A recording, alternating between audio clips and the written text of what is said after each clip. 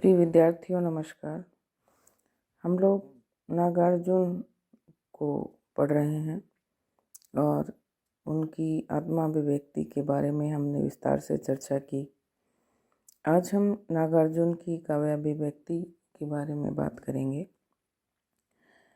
काव्य अभिव्यक्ति के अंतर्गत मैं उनकी भाषा की विशेषताएं और उनकी कविता में जो काव्य संबंधी सौंदर्य है उसके बारे में मैं बताऊंगी।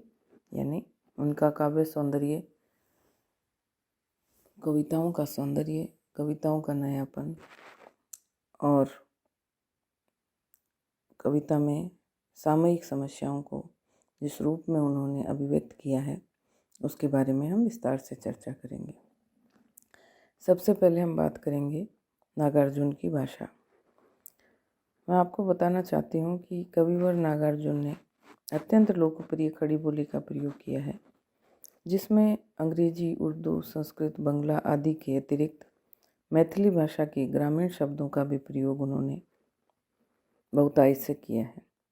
इसी कारण की कविता में कहीं कहीं संस्कृत निष्ठ तत्सम पदावली का प्रयोग हुआ है, जैसे युगनद्द मिथुन की भाव भूमि, तुम रस पिच्छल, तुम स्वेद सुरभि, हारा जिससे मृग मद परिमल।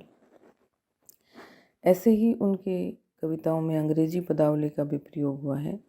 मिनिस्टरों शेक हैंड लो, जनता से जय जयकार लो, कोर्ट की दीवार पर चुपचाप जो पोस्टर अभी चिपक गया, अभी चलती ट्रेन से लीफलेट गिरा गया। इस तरह से अंग्रेजी शब्दों का प्रयोग उन्होंने अपनी कविता में किया है।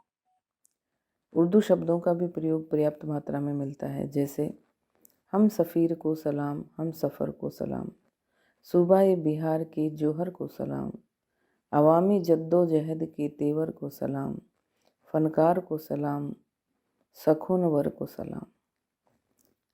इतना ही नहीं, उन्होंने डाकचो खोकोन, ओह जो गांधी मेहता, नक्शाल बाडीर, लालागुन, छेड़िए पड़ोक दिके दिके आदि बंगाली भाषा के शब्दों का प्रयोग भी किया है। तथा 50 रुपया, कलमुही, बंसफोड़, जिमदारी, मुच्छड़, पछिया, छूछे, इत्ता इत्ता सा, बतख की गाछी, सुरती, नुक्कड़, छिनाल, चुल्लू, तलट्या, जांगिया, गदेले आदि ग्रामीण शब्दों के प्रयोगों से सजीव स्थानीय प्रभाव की सृष्टि भी उन्होंने की है अपनी भाषा में, और जिससे उनकी कविताएं सजीव और लोकप्रिय बनी थी। उनकी कविता की दूसरी विशेषता है लाक्षणिकता। कवि नागार्जुन ने अपनी कविता में लाक्षणिकता का प्रयोग भी मुहावरों के रूप में किया है, तो कभी व्यंग्योक्तियों के रूप में। इन प्रयोगों के कारण उनके काव्य में गहनता और रमणीयता की सृष्टि हुई है तथा अर्थ गांभीर्य एवं उक्ति वैचित्र्य का समावेश हुआ है। जैसे मुहावरों में जो लाक्षणिकता आई है उसका उदाहरण अपन देखते हैं।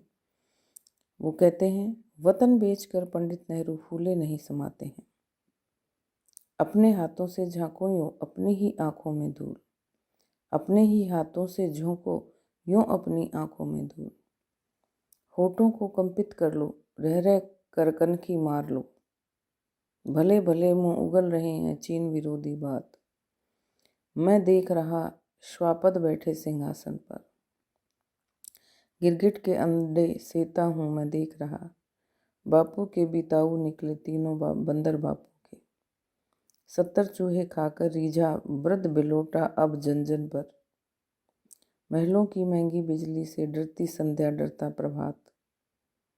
इस तरह के व्यंग्यात्मक काव्य पंक्तियां उनकी कविता में चार चांद लगाती हैं। अगली विशेषता है प्रतीकात्मकता। कवि नागार्जुन ने विविध प्रकार के प्रतीकों का प्रयोग करके समसामयिक नेताओं, अंतर्राष्ट्रीय व्यक्तियों आदि पर करारे व्यंग्य किए हैं। इन प्रतीकों में अर्थ वहन करने की अपूर्व क्षमता है, भाव प्रेषणीयता का विलक्षण गुण है और कथन को रोचक और मनोरंजक बनाने की पूर्ण सामर्थ्य है। जैसे पुराने कांग्रेसियों के लिए प्रतीकों का प्रयोग देखिए।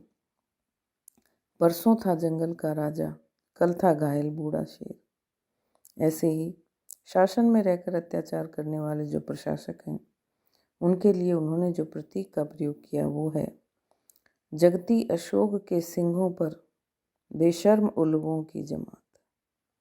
ऐसे ही अपना स्वार्थ सिद्ध करने वाले अवसरवादियों के लिए उन्होंने प्रतीकों का प्रयोग किया है। देखा हमने चिड़िया खाना, सुना चीखना और चिल्लाना।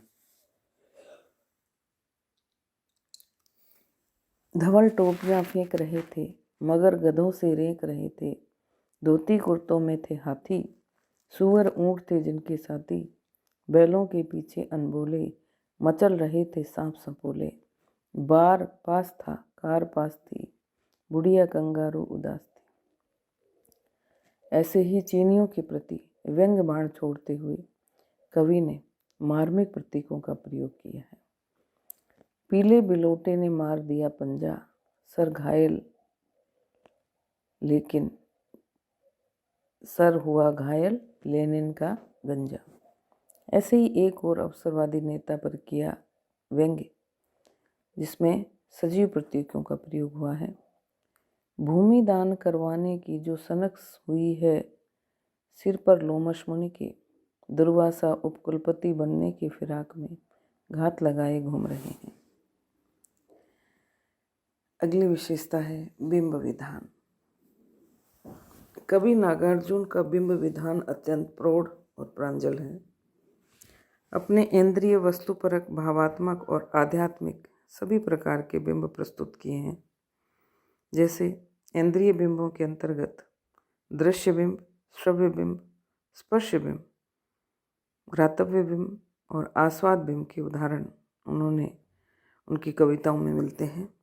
जैसे दृश्य बिंब को देखें, छोटे छोटे मोती जैसे अतिशय शीतल वारी कणों को मानसरोवर के उन स्वर्णिम कमलों पर गिरता देखा है।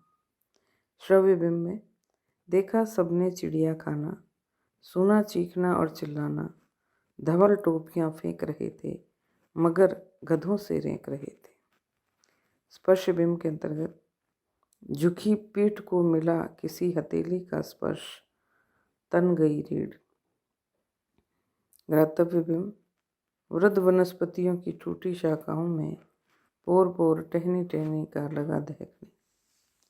ऐसे ही आस्वाद्य बिंब चला देर तक उनका ये मदपान, वर्ण गंध रुचि खींच रहे थे ध्यान।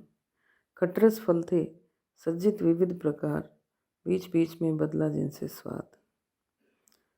वस्तुपरक बिंब कवि नागार्जुन ने विविध प्रकार की वस्तुपरक बिंबों के द्वारा अपनी अभिव्यक्ति को अधिकाधिक आकर्षक और मोहक बनाया है।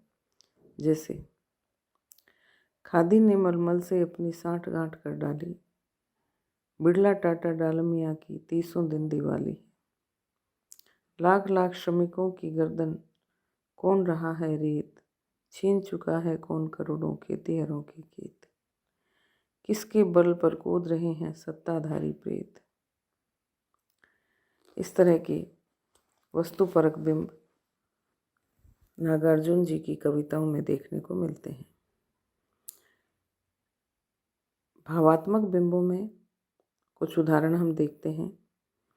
इसके अंतर्गत उन्होंने विरह मिलन, आशा निराशा, लाज संकोच, सुख दुख आदि को आधार बनाकर भावात्मक बिंबों की सृष्टि की और उसका सफलतापूर्वक उसमें प्रयोग किया। जैसे जमींदार हैं, साहूकार हैं, बनिया हैं, व्यापारी हैं, अंदर अंदर विकट कसाई, बाहर खद्दरधारी। चाट रहे हैं कुछ प्राणी, बाहर जूठन के दोने, चहक रहे हैं अंदर ये लक्ष्मी के पुत्र सलोने। वे लोहा पीट रहे हैं, तुम मन को पीट रहे हो। वे पत्थर जोड़ रहे हैं, तुम सपने जोड़ रहे हो। उनकी घुटन ठहाकों में घुलती है और तुम्हारी घुटन उनींदी घड़ियों में चुरती है। इस तरह कवि ने अपनी कविता में अनेक बिंब प्रस्तुत किए हैं। आध्यात्मिक बिंब भी इनकी कविताओं में देखने को मिलते हैं, जिसका उदाहरण हम देखते हैं। भगवान अमिताभ तब पूजा के समय पर कितने उत्साह से घंटा में बजाती, तन्मय हो कितनी आरती उतारती। सिंह वाहिनी तो दनुजों का रक्त पिएगी, धरती की प्यासी फसलों को पानी देगा कौन। नहीं शमशानी शांति चाहिए, नहीं वैष्णवी शांति चाहिए, नहीं भैरवी शांति चाहिए, नहीं निर्गुणी शांति चाहिए। हम इच्छुक हैं सगुण शांति के। बुद्धि और वैभव दोनों यदि साथ रहेंगे, जनजीवन का यान तभी आगे निकलेगा। इस तरह की शिक्षाप्रद बिंब नागार्जुन की कविताओं के अंतर्गत देखने को मिलते हैं। उनकी कविता इनके प्रयोगों से, लाक्षणिकता के प्रयोग से, भाषा में विभिन्न प्रकार के शब्दों के प्रयोग से और बिंब विधान के माध्यम से बहुत समृद्ध हो गई थी। कविता की काव्यात्मक जो अभिव्यक्ति है उसमें अलंकार, छंद योजना आदि का वर्णन हम अगले व्याख्यान में करेंगे। तब तक के लिए धन्यवाद।